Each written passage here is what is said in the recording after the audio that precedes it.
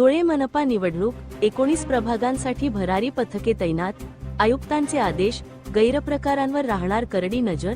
धुळे महानगरपालिकेच्या सार्वत्रिक निवडणुकीचा बिगुल वाजला असून संपूर्ण निवडणूक प्रक्रिया शांततेत आणि पारदर्शकपणे पार पाडण्यासाठी प्रशासनाने कंबर कसली आहे. कायदा व सुव्यवस्था अबाधित राखण्याच्या दृष्टीने महापालिका आयुक्त तथा निवडणूक अधिकारी नितीन कापडणीस यांनी शहरातील 19 प्रभागांसाठी विशेष भरारी पथकाची नियुक्ती केली आहे. या पथकामध्ये पालिकेचे विविध अधिकारी आणि कर्मचारी यांचा समावेश असून त्यांना निवडणूक काळात सतर्क राहण्याचे आदेश देण्यात आले आहेत. निवडणूक काळात होणाऱ्या गैरप्रकारांना आळा घालण्यासाठी प्रभागानुसार जबाबदाऱ्या निश्चित करण्यात आल्या आहेत. यामध्ये प्रभाग क्रमांक 1, 2, 4 साठी राहुल पंकज, मधुकर चिलंदे, देविदास चौरे, तर प्रभाग 5 ते 7 साठी प्रतीक सिंग रमदळे व त्यांच्या सहकाऱ्यांची नेमणूक झाली आहे.